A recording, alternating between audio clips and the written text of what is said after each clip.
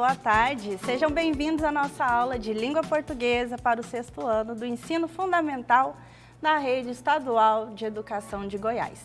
Lembrando que esse é o projeto Seduc em Ação, que tem programas diários com aulas para o ensino fundamental dos anos finais.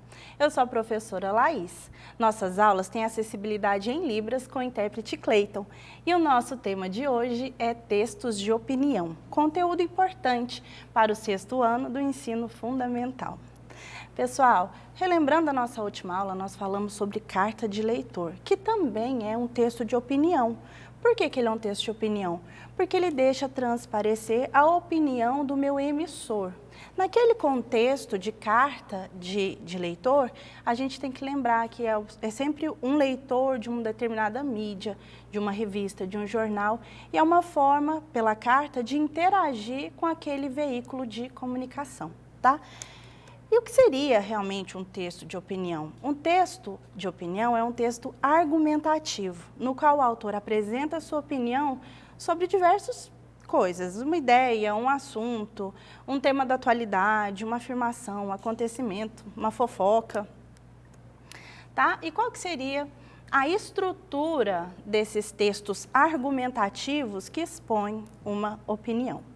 Aí depende, né? A gente tem que pensar em qual gênero textual nós estamos trabalhando. Mas um gênero dissertativo, argumentativo, normalmente a gente vai ter ali a presença de um título. E esse título, ele precisa ser expressivo. Por quê? Porque eu quero conquistar o leitor. Quero desenvolver nele a vontade de ler aquele texto, tá? Mas é basicamente a mesma estrutura. Assim como a narrativa tem começo, meio e fim, aqui nos textos de opinião, dissertativos, argumentativos, eu também tenho um começo, meio e fim. Só que eu chamo diferente. Eu chamo de introdução. E o que vai aparecer na introdução? Na introdução eu já tenho que deixar claro qual é o meu tema. E o que seria o tema? O assunto central desse texto, sobre o que esse texto vai falar, tá bom? E ali eu já vou antecipar a minha tese. A tese é o meu ponto de vista sobre o tema. Se eu acho bom, se eu acho ruim, se eu concordo, se eu discordo, tá? E o desenvolvimento? O desenvolvimento, ele é o corpo do texto, tá? E ele apresenta ali o conjunto de argumentos e contra-argumentos. Isso é muito importante. Porque o texto de opinião, ele é argumentativo porque ele não é simplesmente expor a sua opinião sobre um assunto e só isso. Não é, você não deixa a bomba lá e sai correndo. Você tem que sustentar o seu ponto de vista. E como que eu sustento o meu ponto de vista? Através de argumentos. E o que podem ser argumentos? Dados, exemplos, tá bom? Argumentos, eles vão a favor do seu ponto de vista, da sua tese. E contra-argumentos, eles vão contra alguma outra tese, tá bom? Quando você quer fazer um contraste, por exemplo, dizendo por que o seu ponto de vista é o correto. E por fim, eu tenho a conclusão, que é a retomada da posição que você defendeu ali, seu ponto de vista. Então, você vai retomar o texto, retomar alguns argumentos e fazer um fechamento conectando essas ideias expostas com o seu ponto de vista, tá bom? E você pode terminar também com uma frase síntese. É uma frase que resume tudo que você falou, tá bom? E as características do texto de opinião, vamos lá. A predominância do presente do indicativo. Por quê? O presente do indicativo, ele é um tempo verbal que ele vai validar para mim os meus argumentos. Quando eu coloco o tempo ali no presente do indicativo, eu estou validando como se fosse uma ideia incontestável. E isso valida e fortalece o seu argumento. A linguagem costuma ser formal, mas daí a gente tem que pensar que tipologia está, em qual gênero textual essa tipologia está agregada, tá bom? Tem gêneros textuais que permitem uma informalidade, outros gêneros textuais não, tá? Expressões de apreciação e expressões de opinião. Obviamente, se eu estou expondo a minha ideia, o meu ponto de vista, o que eu penso a respeito, eu preciso utilizar verbos que vão de encontro a isso. Então, eu aprecio, eu gosto, é bom, é muito bom, eu penso, na minha opinião, acredito que, julgo que. A impessoalização da linguagem, como está entre parênteses ali, em alguns gêneros. Outros gêneros eu posso deixar bem subjetivo, deixar bem claro que é a minha opinião, tá? Então, eu vou ter marcas ali de primeira pessoa e eu vou abusar desses verbos aí, ó. Eu penso, eu acho, eu acredito, eu sei, tá bom? Mas alguns gêneros, eles não permitem essa pessoalidade. Eu tenho que levar para a impessoalidade. O que seria isso, professora? É esconder o sujeito. É eu não deixar o meu interlocutor perceber de quem que é realmente aquela opinião, tá? Se a gente vê isso, por exemplo, num editorial ou numa reportagem ou numa notícia, por exemplo, a gente tende a esconder, tá? De não mostrar quem é o sujeito, quem é que realmente está expondo aquela opinião. E uma forma de fazer isso é verbos na terceira pessoa. Então, acredita-se, sabe-se, quem sabe, quem acredita, a gente não tem marcado no texto, tá? E isso é impessoalização da linguagem, não dizer que sou eu, alguém. Coesão é a amarração dentro do texto, é quando eu conecto um parágrafo com o outro. O que eu comecei a dizer no primeiro parágrafo, eu desenvolvo no segundo e vou caminhando para o terceiro. A coesão seria essa amarração entre os parágrafos e as informações dentro dos parágrafos também, tá? Organizado e claro. Por quê? Porque a intenção de um texto argumentativo, opinativo, é convencer o meu interlocutor, é a persuasão, eu vou persuadir.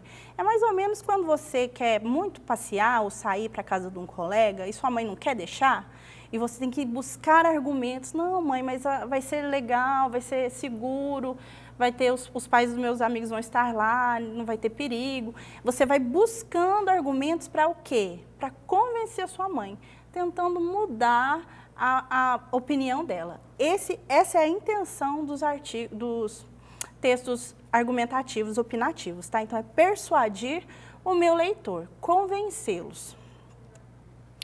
Um exemplo que eu trouxe, até para a gente fazer um contraste com a carta de leitor que nós já falamos, são os comentários de plataformas digitais. Tá? Seja um portal de notícia digital, seja redes sociais, tá bom? Os comentários de internet. Eles seriam como se fossem os contemporâneos da carta de leitor. Não bem contemporâneos, porque a carta de leitor ela ainda existe, ela não caiu em desuso. Porém, o comentário de internet, ele funciona muito parecidamente com a carta de leitor, que é o quê? A intenção de deixar exposta a minha opinião sobre um determinado assunto. E daí a gente tem que pensar no suporte. Onde está aparecendo isso? É numa rede social? É uma postagem? É uma notícia num portal digital de notícia? E os comentários, eles vão fazer, como eu disse, da mesma forma que qualquer texto de opinião. Eles vão deixar bem claro um posicionamento, um ponto de vista, a tese, tá? E ele é referencial. Como eu estava falando, depende da plataforma onde vai aparecer o meu texto referência. O que seria esse texto referência? Eu falo texto, pode ser vídeo, um texto prévio, uma postagem, uma foto, uma notícia, tá bom? Então, o comentário, ele é sempre sobre um texto anterior, seja um vídeo, seja uma música, uma foto, ele sempre vai fazer referência a um texto anterior, tá? E o comentário de internet, ele não tem um padrão definido, não existe uma característica, uma estrutura de comentário de internet, porém, ele funciona muito parecido com os textos argumentativos, dissertativos mesmo, tá? Então, eu vou ter uma introdução, um desenvolvimento e uma conclusão. Não que vá ser um textão, mas se quiser pode. Mas os comentários de internet costumam ser mais reduzidos. E dentro desse parágrafo ou dois, enfim, menor, mais reduzido, eu ainda vou ter essa ideia de introduzir, ou seja, expressar qual é o meu posicionamento, de desenvolver o porquê, ou seja, argumentar por que esse é o meu argumento, é o meu posicionamento, meu ponto de vista, e eu vou concluir, eu vou arrematar, eu vou fechar aquele comentário, porque a gente não larga assim de falar do nada, né? E tem sempre uma conclusão. E eu tenho essa conexão de argumentos com o texto-fonte. Eu tenho que comprovar ali o que eu quero dizer, por que essa é a minha opinião, tá? Lembrando que eu também tenho aqui a ideia de convencimento, de persuadir, tá? E o comentário de internet, ele é pessoal mesmo, eu acho, eu penso, então pode até falar assim, especialistas dizem, mas ele é bem pessoal, tá? E ele tá ali nas plataformas digitais. Eu trouxe esse cartoon bem engraçado sobre os comentários de internet. Encontre algo com o qual você não concorda, deixe a raiva consumir você, escreva vigorosamente uma resposta passional, releia o argumento, revise o argumento, faça um lanche, retome com um pouco menos de raiva que antes, perca o interesse e apague o comentário. Esse cartoon, ele faz uma crítica aos comentários muitas vezes muito ofensivos e muito cheio de discursos odiosos mesmo. Falando nisso, eu trouxe um bem polêmico, que é a história aí da Luísa Sonza com o Vitão e ela terminou o casamento com o Whindersson. Olha só o exemplo de comentário aqui, ó. O Whindersson comentou, bem na época que eles tinham terminado mesmo, ele trouxe esse comentário quando as pessoas começaram a atacar muito a Luísa. Perceba o que eu estou fazendo, eu estou contextualizando. Por que eu preciso fazer isso? Porque o comentário de internet, ele só funciona se ele estiver contextualizado. Fora de um contexto, quem não conhece essa história não entende o que está acontecendo ali, não entende o porquê desse comentário. Então, por isso que eu falei, o comentário de internet, ele é um texto de referência, ele tem que ter uma referência prévia, um texto, um acontecimento, enfim. E ele fala, sabe o que é triste, Paulo? E aqui o texto de referência é o do Paulo. O Paulo falou primeiro, ó, o Whindersson e Sonza se separaram, postaram uma foto para dizer isso e eu tô preso nos comentários, abismado com a falta de noção do povo. E daí, olha só o texto de referência. O Whindersson, ele pega essa ideia do Paulo e ele desenvolve em cima disso. Sabe o que é triste, Paulo? Ele só escreveu errado, faltou um ponto de interrogação, é uma pergunta retórica. É a pessoa te dizer, vão bater em mim de toda forma. Olha só aspas, porque ele está citando uma fala da Luísa, não é dele. E você ver se concretizando o mesmo. Não importa o quanto a gente explique, o quão maduros somos para nós mesmos, julgam só ela, de toda forma, mas ela ainda vai calar a boca da galera, vocês vão ver. Olha só, lembra que eu falei que dependendo de onde for ele pode ter uma informalidade? Olha só como ele escreve. É bem uma linguagem de internet mesmo, tá?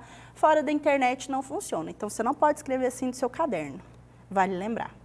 Aí eu trouxe 2 comentários ainda sobre esse assunto, um a favor e um contra.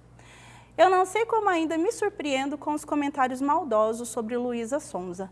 Mesmo sem qualquer prova de que ela tenha traído o marido, ainda assim tem de lidar com a enxurrada de julgamentos. E mesmo se o tivesse feito, não cabe a nós julgarmos ou apontarmos o dedo. Mas uma coisa é certa, não é de hoje que a mídia gosta de pôr em foco os artistas adúlteros. Porém, é necessário evidenciar que só se é massacrado e cancelado se o infiel da história for uma mulher. Esse é a favor da Luísa. Vocês perceberam que está defendendo que ela só está sendo atacada dessa maneira pelo fato dela ser uma mulher. E o contra? Mano, que vergonha alheia. Tudo que a menina é hoje foi graças ao Whindersson. Bela representatividade feminina. Tudo que começa errado, termina errado. Provavelmente esse comentário é respondendo o anterior. Mesmo se não fosse, a gente consegue pegar essa referência porque está próximo, né? E o meu recadinho é só para mais respeito na internet e cuidado com o que vocês compartilham, tá bom? Então, ó, não saiam daí, pois após o intervalo teremos aula de matemática com o professor Luan para você que é estudante do 6º ano do ensino fundamental. Até a próxima aula e um forte abraço.